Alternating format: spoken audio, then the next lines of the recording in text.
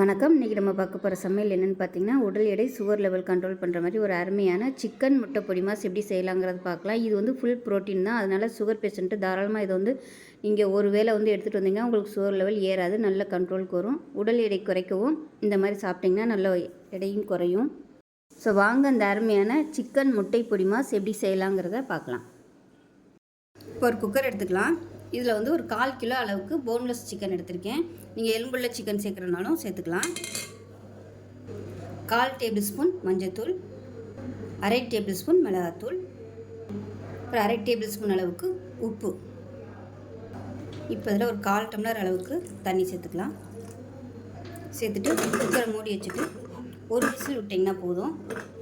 ஒரு விசில் இல்லைன்னா 2 விசில் விட்டுட்டு ஸ்டீம் போனதுக்கப்புறம் பார்க்கலாம். இப்போ குக்கரில் விசில் விட்டு எப்படி இருக்குன்னு பார்க்கலாம். 2 விசில் விட்டுருக்கேன் பாருங்கள், நல்லா அருமையாக வந்துடுச்சு. இப்போ இது வந்து நம்ம தண்ணியை வடிகட்டிட்டு இந்த சிக்கனை மட்டும் நம்ம தனியாக எடுத்துக்கலாம். எடுத்துகிட்டு நம்ம அப்படியே சின்ன சின்னதாக பிச்சு போட்டுக்கலாம். தண்ணி வந்து வேஸ்ட் பண்ண வேணாம், நம்ம சமைக்கையில் அந்த தண்ணி யூஸ் பண்ணிக்கலாம். இப்போ பாருங்கள், சிக்கன் தனியாகவும் இந்த தண்ணி வந்து தனியாகவும் எடுத்துட்டேன். இப்போ இந்த சிக்கன் வந்து ஆறணும், சூடாக இருக்குது. இது வந்து ஆறுனதுக்கப்புறமா சின்ன சின்னதாக நம்ம வந்து பிச்சு போட்டுக்கலாம். எவ்வளோ தூரம் நமக்கு வந்து நல்லா சின்ன சின்னதாக பிக்க முடியுமோ அந்த மாதிரி பிச்சு போட்டுக்கலாம். அப்படி இல்லைன்னா இது எல்லாத்தையும் மிக்ஸி ஜாரில் போட்டு பல்ஸ் மோடில் வந்து போடணும். ரொம்ப போட்டோம்னா மையாக போயிடும். சும்மா அப்படியே விட்டு விட்டு இதுனா நல்லா துருவல் மாதிரி வந்துடும். இப்போ பாருங்கள், சிக்கன் வந்து நான் மிக்சியிலே போட்டேன். மிக்சியில் வந்து நம்ம அந்த பிரீத்தியில் வந்து வெங்காயம் பொடி பண்ணுறதுக்கான ஒரு பிளேடு இருக்கும். அந்த பிளேடில் வந்து இந்த மாதிரி துருவிட்டு நீங்கள் நார்மல் மிக்சிலேயுமே நீங்கள் பல்ஸ் மோடில் போட்டிங்கன்னா உங்களுக்கு அழகாக அந்த மாதிரி துருவி கிடச்சிரும். இப்போ தேவையான அளவுக்கு எண்ணெய் விட்டுக்கலாம். கடாய் நல்லா சூடாயிடுச்சு. இப்போ எண்ணெய் நல்லா சூடாயிடுச்சு. 1 டீஸ்பூன் போல் சோம்பு சேர்த்துக்கலாம். நான் வந்து பட்டை கிராம்பெலாம் போடலை, கரம் மசாலா பொடி சேர்க்குறதுனால நான் போடலை. இது கூடவே மெஷரிங் கப்பில் 1 கப் அளவுக்கு பொடியாக நறுக்குன வெங்காயம் சேர்த்துக்கலாம்.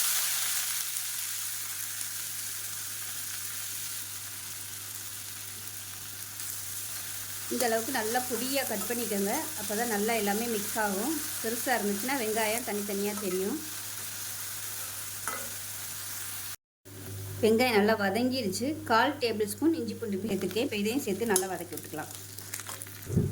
இப்போ அதில் 1/4 டீஸ்பூன் மஞ்சள்தூள், 1 டேபிள் ஸ்பூன் மிளகாத்தூள், காரத்துக்கு ஏற்ற மாதிரி சேர்த்துக்கோங்க. நம்ம சிக்கன் வேக வைக்கையிலையும் மிளகாத்தூள் சேர்த்துருக்கோம். 1/2 டேபிள் ஸ்பூன் கரம் மசாலா. இதில் விருப்பப்பட்டால் நீங்கள் சிக்கன் மசாலா கூட சேர்த்துக்கலாம், நல்லாயிருக்கும் ஃப்ளேவராக. அதை எண்ணெயில் லேசாக வதக்கி விட்டுட்டு மீடியம் சைஸாக ஒரு தக்காளி பொடியாக கட் பண்ணி வச்சுருக்கேன், அதையும் சேர்த்துக்கலாம். இப்போ தக்காளி ஓரளவுக்கு நல்லா வதங்கிருச்சு. இப்போ நம்ம வேக வச்சு வச்சுருக்க அந்த தண்ணியை மட்டும் இப்போ சேர்த்துக்கலாம். தண்ணியை சேர்த்துட்டு நல்லா வற்ற விட்டுக்கலாம். தண்ணி கொஞ்சம் ட்ரை ஆனதுக்கப்புறம் நம்ம சிக்கனை சேர்த்தோம்னா கொஞ்சம் நல்லா சாஃப்டாக ஜூஸியாக இருக்கும். சாதத்தில் கூட போட்டு பரட்டி சாப்பிட்லாம். அப்படி இல்லைன்னா நீங்கள் ட்ரையாக வேணும்னாலும் தண்ணி வந்து ஊற்றாமல் பண்ணிக்கலாம். உப்பு வந்து நம்ம வேக வைக்கும்போது அந்த தண்ணியிலே உப்பு இருக்கும், அதனால் உப்பு வந்து போடையில் பார்த்து கவனமாக போட்டுக்கணும். இப்போ நல்லா கொதித்து கொஞ்சம் அப்படியே திக்காக வரட்டும். இப்போ பாருங்கள், நல்லா திக்காயிடுச்சு. இந்த ஸ்டேஜில் நம்ம வந்து உதுத்து வச்சுருக்க அந்த சிக்கனை வந்து சேர்த்துக்கலாம். அப்படியே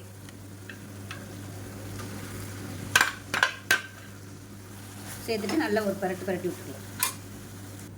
இப்போ பாருங்கள், நல்லா பரட்டி விட்டுட்டு கடாயில் இப்படி எல்லாத்தையும் ஓரமாக ஒதுக்கி விட்ருங்க. இப்போ வந்து நான் 3 முட்டை எடுத்திருக்கேன். இப்போ இந்த 3 முட்டையை வந்து இதோட அப்படியே சேர்த்துக்கலாம். ஸோ உங்களோட விருப்பம் தான். நீங்கள் 1 முட்டை சேர்க்குறனாலும் சேர்த்துக்கலாம், 2 சேர்க்குறனாலும் சேர்த்துக்கலாம். முட்டை சேர்த்திங்கன்னா உங்களுக்கு அளவு கூட வரும். இப்போ இந்த முட்டை வந்து ஒரு பாதி வேக்காடு வேகட்டும். இப்போ இந்த முட்டைக்கு மட்டும் உப்பு சேர்த்துக்கலாம், கொஞ்சமாக உப்பு சேர்த்துக்கலாம். இப்போ முட்டை பாதி வேக்காடு வெந்துருச்சு. இப்போ நம்ம இந்த சிக்கன் எல்லாத்தையுமே நல்லா பரட்டி விட்டுக்கலாம். அப்போ தான் அந்த முட்டை வந்து நல்லா சிக்கனில் நல்லா ஒட்டிக்கும். வெந்துருச்சுன்னா நல்லா உதிரி உதிரியாக வந்துடும். அடுப்பு வந்து நல்லா குறைச்சி வச்சுக்கோங்க. இப்போ பாருங்கள், சூப்பராக உதிரி உதிரியாக வந்துடுச்சு. இப்போ லாஸ்ட்டாக கொத்தமல்லி எல்லாம் சேர்த்துடலாம். அருமையான முட்டை பொடி மாஸ் ரெடி ஆயிடுச்சு. கெஸ்ட்டெல்லாம் வரையில் இது மாதிரி கொஞ்சம் டிஃப்ரெண்ட்டாக செஞ்சு வைங்க, சூப்பராக இருக்கும். ஒரு 1/4 கிலோ அளவுக்கு தான் சிக்கன் இருக்கும். பாருங்கள் நமக்கு எவ்வளோ வந்திருக்குன்னு. பசங்களுக்கெல்லாம் இந்த மாதிரி செஞ்சு கொடுங்க, நல்லா சாப்பிடுவாங்க. இது அப்படியே சாதத்தில் போட்டு சின்ன பசங்களுக்கு ஊட்டி விடலாம், நல்லாயிருக்கும். அவ்வளோதான், சூப்பரான முட்டை பொடி மாஸ் ரெடி ஆயிடுச்சு. ஸோ டயட்டில் இருக்கிறவங்க நீங்கள் வந்து ஒரு வேளை காலையிலையோ இல்லை லஞ்சுக்கோ இல்லை நைட்டுக்கோ இது மாதிரி சாப்பிட்டிங்கன்னா உங்களுக்கு சுகர் லெவல் ஏறாது. ஏன்னா இதில் வந்து ஃபுல்லாக ப்ரோட்டீன் தான் இருக்குது. சிக்கன்லேயும் ப்ரோட்டீன் இருக்குது, முட்டை ப்ரோட்டீன், வெங்காயம், தக்காளி இது எல்லாமே வந்து உங்களுக்கு விட்டமின் மினரல்ஸ் தான் இருக்குது. எதுவுமே வந்து சுகர் லெவல் ஏற்றாது. ஸோ வெயிட் குறைக்கணும்னு நினைக்கிறவங்களும் இதை வந்து ஒரு வேளை சாப்பாடாக எடுத்திங்கன்னா உங்களுக்கு வந்து சூப்பராக இருக்கும். ஸோ அவ்வளோதான். செஞ்சு பாருங்கள். செஞ்சு பார்த்துட்டு எப்படி வந்துச்சுங்கிறத சொல்லுங்கள். வீடியோ பிடிச்சிச்சுன்னா லைக் பண்ணுங்கள், கமெண்ட் பண்ணுங்கள், சேனலை சப்ஸ்கிரைப் பண்ணுங்கள், பக்கத்தில் பெல் பட்டனையும் ப்ரெஸ் பண்ணுங்கள். நன்றி.